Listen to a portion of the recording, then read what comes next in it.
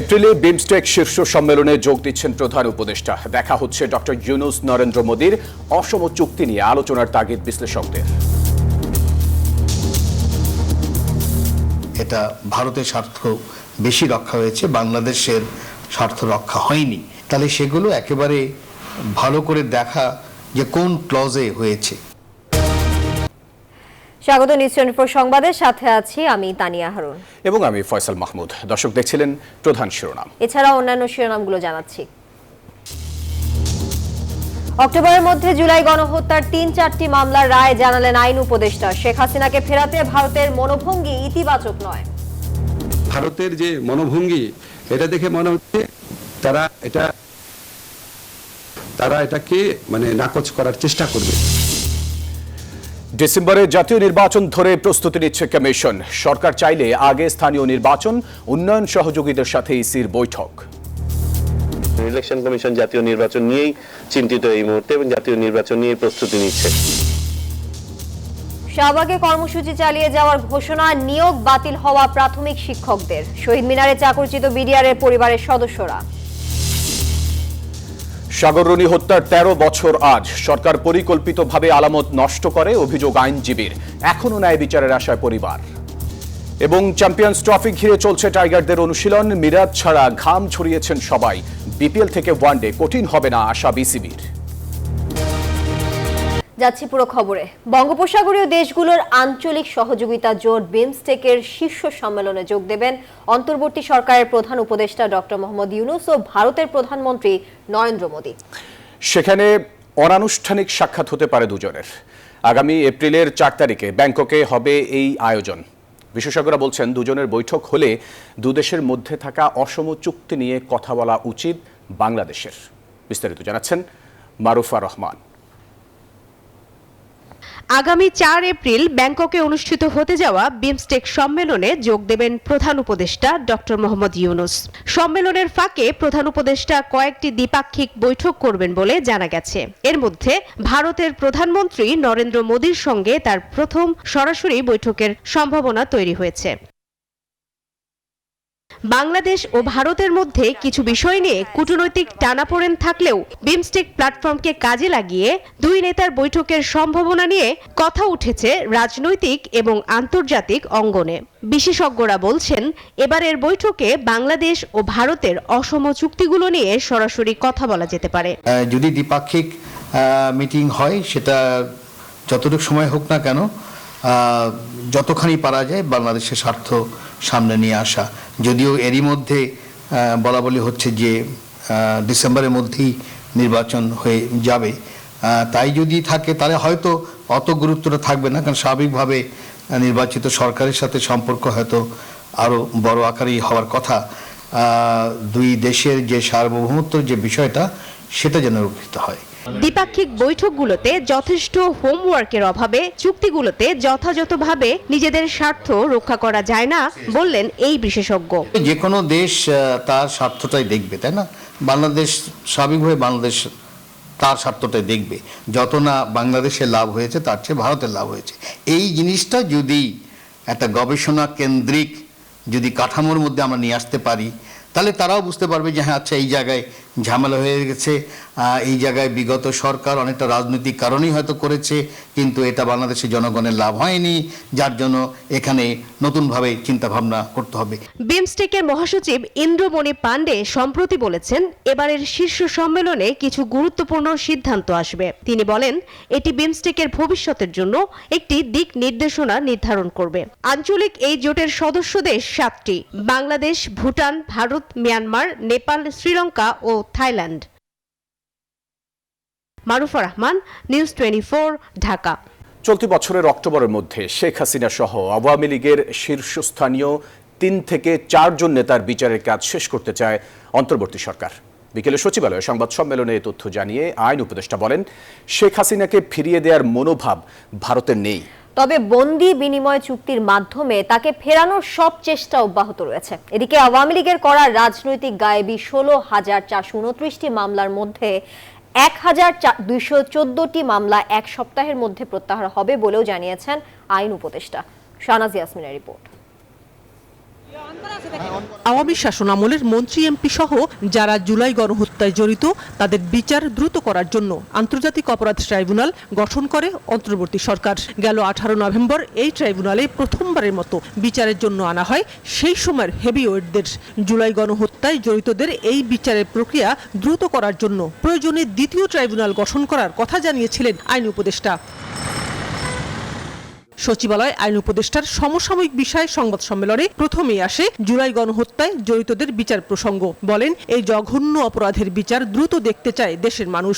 সরকারও দ্রুততার সাথে বিচার কাজ শেষ করতে বিভিন্ন প্রক্রিয়ায় এগোচ্ছে, যার কিছুটা দৃশ্যমান হবে অক্টোবরের মধ্যে, বাকিটা হবে আগামী 1 বছরে। বলেন, শেখ হাসিনা সহ শীর্ষস্থানীয় আওয়ামী লীগ নেতাদের বিচারের মধ্য দিয়ে শুরু বাকিদের বিচার কাজ।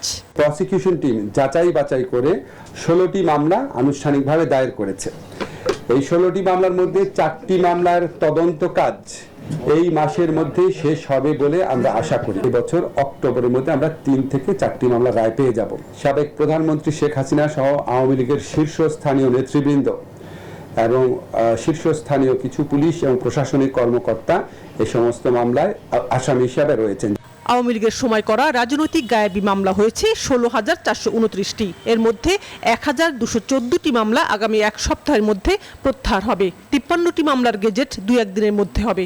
1,214টি মামলা আগামী 1 সপ্তাহের মধ্যে প্রত্যাহার করা হবে। একদম এগুলি প্রত্যাহার করা হবে, চূড়ান্ত সিদ্ধান্ত হয়ে গেছে। আপনারা জানেন গেজেট নোটিফিকেশন করতে টাইম লাগে। 53টি মামলা প্রত্যাহার সংক্রান্ত গেজেট নোটিফিকেশন আজকালের মধ্যেই প্রকাশিত হবে।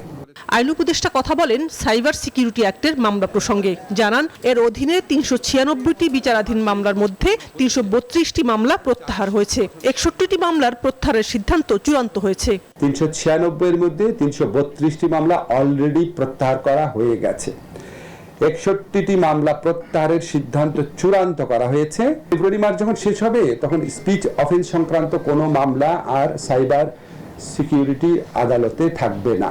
এক প্রশ্নের জবাবে আসিফ নজরুল বলেন, এখন ভারতের যে মনোভাব তাতে মনে হয় না তারা শেখ হাসিনাকে ফিরিয়ে দিবে, বরং ভারত চায় এই ইস্যুতে বাংলাদেশে একটি অস্থিতিশীল পরিস্থিতি সৃষ্টি করতে। তারা বরং বাংলাদেশে অস্থিতিশীলতা তৈরির যে প্রচেষ্টা করছে তাতে আমাদের কাছে মনে হয় না সরল বিশ্বাসে এই আইনটা প্রতিপালন করার ইচ্ছা তাদের রয়েছে। আমরা আমাদের দাবি জানাতে থাকব। শাহনাজ ইয়াসমিন, নিউজ 24, ঢাকা। কোন সন্ত্রাসী বা ফ্যাসিবাদের দোসর যেন জামিন না পায় সেই বিষয়ে সবাইকে সতর্ক থাকার আহ্বান জানিয়েছেন স্বরাষ্ট্র উপদেষ্টা অবসরপ্রাপ্ত লেফটেন্যান্ট জেনারেল মোহাম্মদ জাহাঙ্গীর আলম চৌধুরী। এছাড়া মানবাধিকারকে সমুন্নত রেখে কাজ করতে হবে আইন শৃঙ্খলা বাহিনীকে, এমনটি তাগিদ দিয়েছেন শিল্প, গৃহায়ন এবং গণপূর্ত উপদেষ্টা আদিলুর রহমান খান। সকালে রাজধানীর রাজারবাগে স্বরাষ্ট্র মন্ত্রণালয়ের এক কর্মশালায় এসব কথা বলেন উপদেষ্টারা। দেশের পরিবর্তিত পরিস্থিতিতে মানবাধিকার ও পরিবেশের উপর গুরুত্ব সহ আইন প্রয়োগ বিষয়ক কর্মশালার আয়োজন করে স্বরাষ্ট্র মন্ত্রণালয়। এতে অংশ নেন পরিদর্শক থেকে ডিআইজি পর্যন্ত 300 পুলিশ কর্মকর্তা। এ কর্মশালায় যোগ দেন স্বরাষ্ট্র, আইন এবং গৃহায়ন ও গণপূর্ত উপদেষ্টা। এই কর্মশালার মধ্যে দিয়ে অনুষ্ঠানে গণপূর্ত উপদেষ্টা জানান, মানবাধিকারকে সমুন্নত রেখে কাজ করতে হবে আইন শৃঙ্খলা বাহিনীকে। রাজনৈতিক কর্মীদের নির্যাতনের জন্য জেলখানাকে যেন আর ব্যবহার না করা হয় সেদিকে খেয়াল রাখারও তাগিদ দেন উপদেষ্টা। বারে বারে রিমান্ডে পাঠিয়ে রক্তাক্ত ব্যক্তিটাকে আবার রিমান্ডে পাঠিয়ে আবার অত্যাচারের দিকে ঠেলে দেয় না। কোন রকম সাক্ষী ছাড়া বিচার করে রাত্রেবেলা কোর্ট বসিয়ে যেই আদালত শাস্তি দেয় না, ওই রকম একটা দেশের জন্যই তো আমরা সবাই মিলে চেষ্টা করছি। আইন উপদেষ্টা জানান, স্বাধীনভাবে আইন শৃঙ্খলা বাহিনী তাদের দায়িত্ব পালন করবে। প্রতিটি হত্যা ও গুমের বিচার হবে সেই বার্তা দিতে হবে। তিনি বলেন, পুলিশ ও বিচার বিভাগ সঠিকভাবে কাজ করলে মবতন্ত্রের অবসান হবে। তাদের যে রক্ত বিপাসু নেত্রী, তার কণ্ঠ যে এখনো সারাক্ষণ আমাদেরকে তাড়িয়ে বেড়াচ্ছে এবং আমাদের বিভিন্ন হোস্টাইল আন্তর্জাতিক মহল রয়েছে, এরকম একটা পরিস্থিতিতে আমরা কাজ করছি। কিন্তু যখন পুলিশ, কোর্ট, আইন শৃঙ্খলা পরিস্থিতি সবকিছু ঠিক মতো কাজ করবে তখন মবের প্রকোপ আমি মনে করি আরো কমে যাবে, দেশে একটা সহনীয় পরিস্থিতি সৃষ্টি হবে। কোনো সন্ত্রাসী কিংবা ফ্যাসিবাদের দোসর যেন জামিন না পায় সে বিষয়ে সতর্ক থাকার আহ্বান স্বরাষ্ট্র উপদেষ্টার। বলেন, বিচার বিভাগ ও আইন শৃঙ্খলা বাহিনীর সমন্বয়ে দেশ থেকে সন্ত্রাসীদের মূলোৎপাটন করা সম্ভব। আমি আইন শৃঙ্খলা বাহিনীকে আরো তৎপর হতে বলবো অপারেশন ডেভিল হান্টকে আমি বলবো no devil should be escape from law enforcing agencies. কোনোভাবেই যেন কোনো সন্ত্রাসী জামিন না পায়, সর্বোচ্চ সতর্ক থাকুন। প্রয়োজনে আইজিপি টিম মামলা ভিত্তিক অগ্রগতি নিয়ে পাবলিক প্রসিকিউটরের সাথে 15 দিন পর পর বসতে পারেন। কর্মশালায় অন্য বক্তারা বলেন, ন্যায় বিচার নিশ্চিত করতে মামলার দীর্ঘসূত্রিতা বন্ধ করতে হবে। জুবায়ের সানি, নিউজ 24, ঢাকা। আগামী ডিসেম্বর মাথায় রেখেই জাতীয় নির্বাচনের প্রস্তুতি নিচ্ছে কমিশন। সরকারের চাওয়া অনুযায়ী ভোটের আয়োজন হবে এমনটি জানিয়েছেন ইসি আবুল ফজল সানাউল্লাহ। মঙ্গলবার সকালে উন্নয়ন সহযোগীদের সঙ্গে বৈঠক শেষে এসব কথা জানান তিনি বলেন, জাতীয় নাকি স্থানীয় কোন নির্বাচন আগে হবে সেটি সরকারের সিদ্ধান্ত। এদিকে বাংলাদেশের ইতিহাসের সেরা ভোট আয়োজনে সহযোগিতার আশ্বাস দেন ইউএনডিপির আবাসিক প্রতিনিধি। নির্বাচন নিয়ে আলোচনা তুঙ্গে রাজনৈতিক মহলে। এরই মধ্যে প্রধান উপদেষ্টা ও নির্বাচন কমিশনের সঙ্গে বৈঠকও করেছে বিএনপি। নির্বাচন নিয়ে রাজনৈতিক দলের পাশাপাশি নানা বক্তব্য দিচ্ছেন সরকারের উপদেষ্টারাও। এমন প্রেক্ষাপটে মঙ্গলবার সকালে নির্বাচন ভবনে ইউএনডিপি সহ 18 সহযোগী দেশের প্রতিনিধিদের সঙ্গে বৈঠকে বসেন নির্বাচন কমিশনাররা। নির্বাচন আয়োজনে বাংলাদেশের প্রস্তুতি এবং সুষ্ঠু ভোট আয়োজনে করণীয় নানা বিষয় নিয়ে আলোচনা হয় এই বৈঠকে। বৈঠক শেষে গণমাধ্যমের সঙ্গে কথা বলেন নির্বাচন কমিশনার আবুল ফজল সানাউল্লাহ। জানান বৈঠকে কি আলোচনা হয়েছে। তারা কিভাবে প্ল্যান করছেন বাংলাদেশ নির্বাচন কমিশনকে সহায়তা করার জন্য, এবং সেখানে তারা বিভিন্ন ডেভেলপমেন্ট পার্টনারের কি ধরনের সহযোগিতা আশা করছেন সেটা তারা বলেছেন। তিনি বলেন, সুষ্ঠু নির্বাচন আয়োজনের পথে বড় কোনো বাধা দেখছে না কমিশন। সরকারের সিদ্ধান্ত অনুযায়ী নির্বাচন আয়োজনে কমিশন সব ধরনের প্রস্তুতি শুরু করেছে। জাতীয় নির্বাচন আমাদের একটা প্রায়োরিটি এরিয়া। ইলেকশন কমিশন জাতীয় নির্বাচন নিয়েই চিন্তিত এই মুহূর্তে এবং জাতীয় নির্বাচন নিয়েই প্রস্তুতি নিচ্ছে। তবে স্থানীয় সরকার নির্বাচন যদি সরকার সিদ্ধান্ত নেন কোনো অংশ বা কোনোভাবে অনুষ্ঠান করার, সেটা সরকারি সিদ্ধান্ত, সেটা তখন ওইভাবে বাস্তবায়ন করতে হবে। কথা বলেন বাংলাদেশে নিযুক্ত ইউএনডিপির আবাসিক প্রতিনিধি। জানান সুষ্ঠু নির্বাচন আয়োজনে বাংলাদেশের পাশে থাকবেন তারা। We've had some initial discussions with development partners on the different areas of support. So they go from everything from strengthening of the Bangladesh Elections Commission. এরই মধ্যে বাড়ি বাড়ি গিয়ে ভোটার তালিকা হালনাগাদের কাজ শুরু করেছে নির্বাচন কমিশন, যা আগামী মে-জুনের মধ্যেই সম্পন্ন হবে। সজল দাস, নিউজ 24, ঢাকা। টিআইবির দুর্নীতির ধারণা সূচকে আরও 2 ধাপ পেছালো বাংলাদেশ। গত 13 বছরের মধ্যে সবচেয়ে কম স্কোর পেয়ে এবার অবস্থান 14তম। মঙ্গলবার সকালে রাজধানীর মাইডা সেন্টারে এই সূচক প্রকাশ করা হয়। দুর্নীতি বিরোধী সংস্থাটি বলছে, বাংলাদেশ দুর্নীতিতে নিয়ন্ত্রণ হারাতে বসেছে।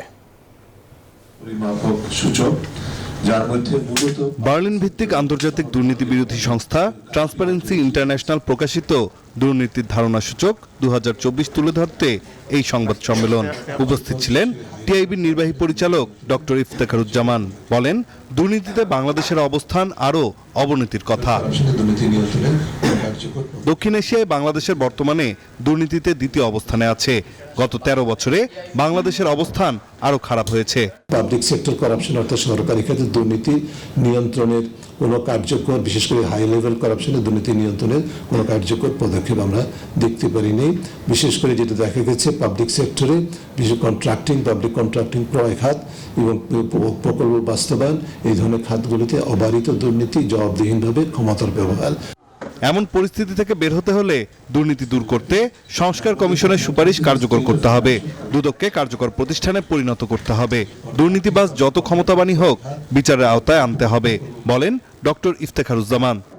বিশেষ করে দুর্নীতি দমন কমিশনকে কার্যকর করার জন্য যে সুনির্দিষ্ট অনেকগুলো সুপারিশ আছে প্রতিষ্ঠান কেন্দ্রিক, সেগুলোকে অনতিবিলম্বে কার্যকর করতে হবে, যাতে করে এই প্রতিষ্ঠানটি আরও স্বাধীনভাবে, নিরপেক্ষভাবে, বিশেষ করে দলীয় প্রভাবমুক্ত হয়ে এবং জবাবদিহিমূলকভাবে তার দায়িত্ব পালন করতে পারে। তার জন্য সুনির্দিষ্ট সুপারিশ পদ্ধতি নির্ধারণ করা আছে, সেগুলোকে এখন বাস্তবায়নের। টিআইবির নির্বাহী পরিচালক বলেন, রাজনৈতিক ও আমলাতান্ত্রিক সংস্কৃতিতে কার্যকর সংস্কার করতে হবে, না হলে কোনো লাভই হবে না। নাইন আলচিকো, নিউজ 24, ঢাকা। হাইকোর্টের রায়ে নিয়োগ বাতিল সরকারি প্রাথমিক বিদ্যালয়ের সহকারী শিক্ষক পদে নির্বাচিত প্রার্থীরা রাজধানীর শাহবাগে অবস্থান কর্মসূচি চালিয়ে যাওয়ার ঘোষণা দিয়েছেন। সোমবার থেকে জাতীয় জাদুঘরের সামনে অবস্থান নিয়ে নিয়োগ নিশ্চিত করার দাবিতে বিক্ষোভ করেন। মঙ্গলবার দুপুরে তাদের একটি প্রতিনিধি দল সচিবালয়ে আলোচনার জন্য যান। ফিরে এসে গণমাধ্যমকে তারা জানান, সরকার তাদের দাবি মেনে নেয়ার আশ্বাস দিয়েছেন, কিন্তু পুনরায় নিয়োগ না হওয়া পর্যন্ত কর্মসূচি চলবে। বুধবার দুপুর 12টার পর নতুন কর্মসূচি ঘোষণা দেয়া হবে। অন্যদিকে এনটিআরসিএ এর নিবন্ধিত প্রথম থেকে 12তম নিয়োগ প্রত্যাশীরা তাদের আন্দোলন স্থগিতের ঘোষণা দিয়েছেন। বিকেলে সচিবালয়ে বৈঠক শেষে শাহবাগে এসে তারা ঘোষণা দেন সরকার আশ্বাসে কর্মসূচি স্থগিত করার। তোমাদের 6531 জনের মধ্য থেকে একজনকেও বাদ দেওয়া হবে না, সকলকে নিয়েই এই নিয়োগ কার্যক্রম সম্পূর্ণ করা হবে। সেম ভাবে উনি আজকেও আমাদেরকে এইভাবে আশ্বস্ত করেছেন, কিন্তু কথা হলো 14 জানুয়ারি আমাদের আশ্বস্ত করার পর আমাদের রায় বাতিল হয়ে গেছে। 12টার মধ্যে আমাদের এই মামলার খারিজ হইতে হবে। কজ লিস্টে আমরা আজকে রাত্রেই দেখতে চাই যে কালকে উঠবে। যদি সেটা না হয় তাহলে কালকে আবার এই বাংলার রাজপথ বাঘিনীদের পদচারণে কম্পিত হবে। ন্যায় বিচারের দাবিতে শহীদ মিনারে অবস্থান কর্মসূচি পালন করছেন পিলখানা হত্যাকাণ্ডে চাকরিচ্যুত বিডিআর সদস্যরা। এ সময় তাদেরকে চাকরিতে পুনর্বহাল এবং জেলে বন্দী নিরাপরাধ বিডিআর সদস্যদের মুক্তির দাবি জানান তারা। জানান 2009 সালে পিলখানা হত্যাকাণ্ডের সাথে তারা জড়িত না থাকলে তাদের বিরুদ্ধে মিথ্যা মামলা দিয়ে দিনের পর দিন জেলখানায় বন্দী রাখা হয়েছে। অভিযোগ করেন, সেই সময় যারা পিলখানা হত্যার সাথে জড়িত ছিল শেখ হাসিনা তাদেরকে পুরস্কৃত করেছে। চাকরিচ্যুত করা হয়েছে নিরাপরাধ বিডিআর সদস্যদের। অন্তর্বর্তী সরকারের কাছে বিজিবির নাম পরিবর্তন করে পুনরায় বিডিআর করার দাবিও জানান তারা।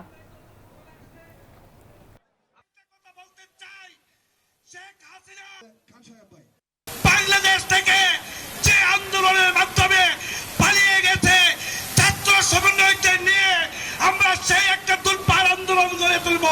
আমাদের দাবি আদায় না হওয়া পর্যন্ত আমরা ঢাকার রাজপথ থেকে যাব না।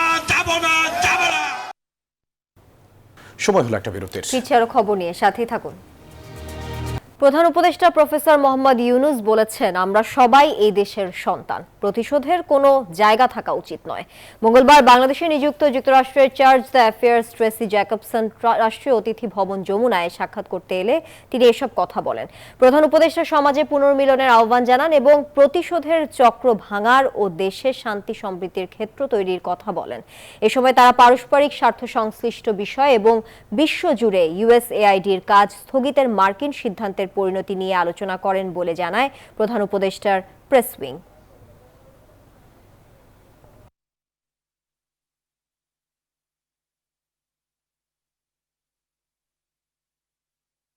সংসদ নির্বাচনের আগে স্থানীয় নির্বাচনের কথা মাথা থেকে ঝেড়ে ফেলতে অন্তর্বর্তী সরকারের প্রতি আহ্বান জানিয়েছেন বিএনপির স্থায়ী কমিটির সদস্য মির্জা আব্বাস।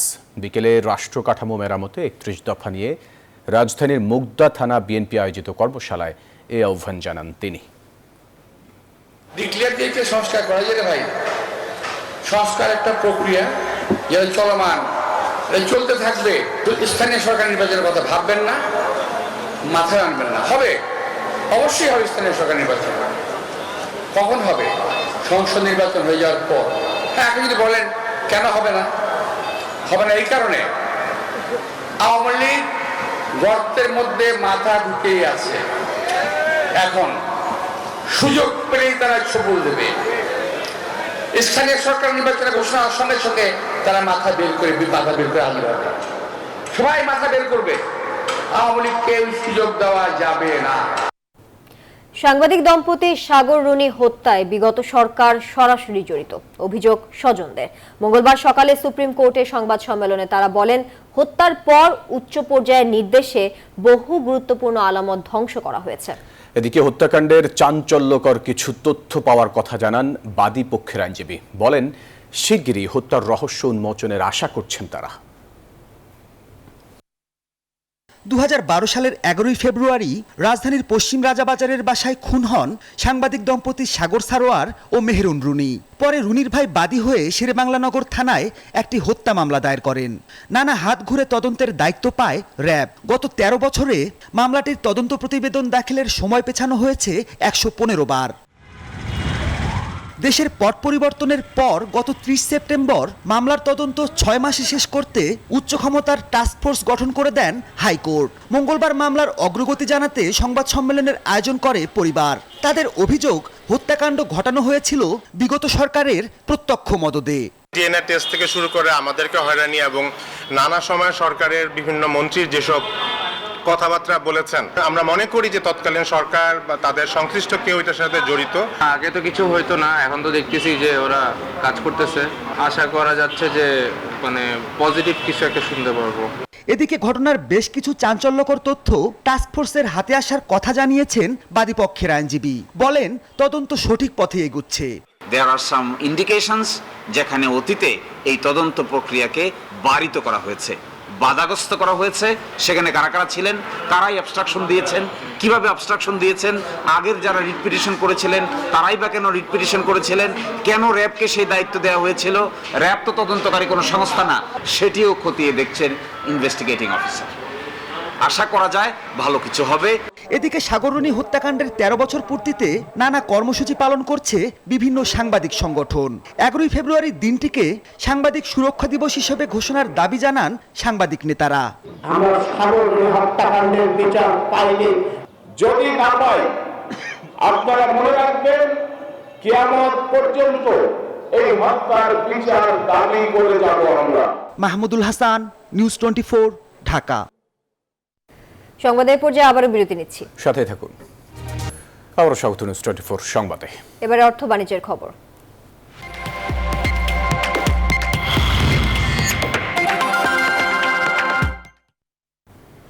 ভারতের আদানি গ্রুপের বিদ্যুৎ কেন্দ্র থেকে উৎপাদন সক্ষমতার পুরো বিদ্যুৎ সরবরাহ চায় বাংলাদেশ। একজন কর্মকর্তার বরাত দিয়ে এমন খবর দিয়েছে রয়টার্স।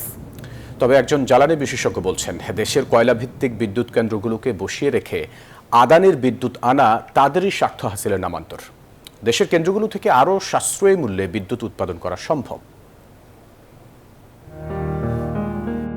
ভারতের ঝাড়খণ্ড রাজ্যের গোড্ডায় অবস্থিত আদানি গোষ্ঠীর কয়লা ভিত্তিক এই বিদ্যুৎ কেন্দ্র। এই কেন্দ্রের বিদ্যুৎ পেতে সাবেক প্রধানমন্ত্রী শেখ হাসিনার সময়ে 2017 সালে আদানির সঙ্গে ক্রয় চুক্তি করে রাষ্ট্রায়ত্ত প্রতিষ্ঠান বিদ্যুৎ উন্নয়ন বোর্ড পিডিবি। $200 কোটি নির্মিত এই কেন্দ্র থেকে উৎপাদিত বিদ্যুৎ 25 বছর ধরে কিনবে বাংলাদেশ। কিন্তু গত 3 মাসের বেশি সময় ধরে বিদ্যুতের বকেয়া বিল পরিশোধ নিয়ে বিরোধের কারণে আদানির কেন্দ্র থেকে বিদ্যুৎ সরবরাহ অর্ধেকে নেমেছিল। তবে আসন্ন গ্রীষ্ম মৌসুম সামনে রেখে আদানির বিদ্যুৎ কেন্দ্র থেকে সম্পূর্ণ বিদ্যুৎ সরবরাহের জন্য অনুরোধ জানিয়েছে বাংলাদেশ। এমন খবর প্রকাশ করেছে আন্তর্জাতিক সংবাদ মাধ্যম রয়টার্স। কয়লা ভিত্তিক এই বিদ্যুৎ কেন্দ্রের উৎপাদন সক্ষমতা 1600 মেগাওয়াট। 800 মেগাওয়াট সক্ষমতার 2টি ইউনিট আছে এই কেন্দ্রে। নভেম্বর থেকে একটি ইউনিটের বিদ্যুৎ উৎপাদন ও সরবরাহ বন্ধ। এখন আবার 2টি ইউনিট থেকেই উৎপাদিত সম্পূর্ণ বিদ্যুৎ চেয়েছে বাংলাদেশ। তবে জ্বালানি বিশেষজ্ঞরা বলছেন, আদানির বিদ্যুতের চেয়ে দেশের কয়লা ভিত্তিক কেন্দ্রগুলোতে সাশ্রয়ী মূল্যে বিদ্যুৎ উৎপাদন সম্ভব। আদানির বিদ্যুৎটা আমাদের সুবিধার জন্য কিনিনি, আদানির ব্যবসার জন্য। আদানির ব্যবসা আগে সরকার থাকতে হতো, সরকার থাকতে হবে, এটাই কথা, আর তো কোনো কথা নেই। ওই বিদ্যুৎ দিয়ে ওকে পয়সা দিয়ে কিনবো, সেই বিদ্যুৎ দিয়ে কয়লা কিনে নিয়ে এসে ওর কয়লা বিদ্যুৎ না কিনে আমার এতগুলো উৎপাদন ক্ষমতা রয়ে গেছে, সেগুলো তৈরি করে নিতে পারতাম না। বাংলাদেশ বিদ্যুৎ উন্নয়ন বোর্ড রয়টার্সকে জানায়, তারা আদানির কোম্পানিকে মাসে 85 বিলিয়ন বা $8.50 কোটি করে পরিশোধ করছে। এর মাধ্যমে বকেয়া কমিয়ে আনতে চায় পিডিবি। রিয়াদ সুমন, নিউজ 24, ঢাকা। একটা বিরতির সময় হলো, সাথেই থাকুন। নিউজ 24 সংবাদে স্বাগত আরও একবার। এবারে জানাবো খেলার সংবাদ। বিপিএল শেষে শুরু চ্যাম্পিয়ন্স ট্রফির ক্যাম্প। টি20 পর এবার ওয়ানডের বৈশ্বিক আসরের তোড়জোড়। এই সংস্করণে কোনো প্রস্তুতি ছাড়াই মাঠে নামতে হবে টাইগারদের। তবে চিন্তিত নয় বাংলাদেশ ক্রিকেট বোর্ড। পরিচালক ইফতেখার মিঠুর বিশ্বাস, খেলোয়াড়রা পেশাদারি হওয়ায় এসব উতরে যেতে সক্ষম তারা। চ্যাম্পিয়ন্স ট্রফি সামনে রেখে ক্রিকেটারদের ক্লোজ ডোর অনুশীলন বাংলাদেশে অনেকটাই নতুন নিয়ম। এই ধরনের অনুশীলন ক্যামেরায় ধারণ করার সুযোগ সাংবাদিকরা পাবেন মাত্র 15 মিনিট। শুরুতেই যথারীতি ছোট একটি মিটিং সেরে নেয় টাইগাররা। অনুশীলনে ছিলেন শান্ত হৃদয় মাহমুদুল্লাহ ও মুশফিকরা, শুধু অনুপস্থিত মেহেদী হাসান মিরাজ। বিপিএল এর পরই চ্যাম্পিয়ন্স ট্রফির আসর। 1.5 মাসের টি-20 ফরম্যাটের আসরের পর বৈশ্বিক আসরে খেলতে নামবে বাংলার ছেলেরা। বাংলাদেশ ক্রিকেটের জন্য বিষয়টি বুমেরাং হবে কিনা জবাব দিলেন বোর্ড পরিচালক ইফতেখার মিঠু। 20 ওভার আর 50 ওভার এটা হচ্ছে প্লেয়ারদের অ্যাডজাস্ট করে খেলতে হবে। হ্যাঁ, সেইখানে আমার মনে হয় যে আমাদের প্লেয়াররা যথেষ্ট প্রফেশনাল।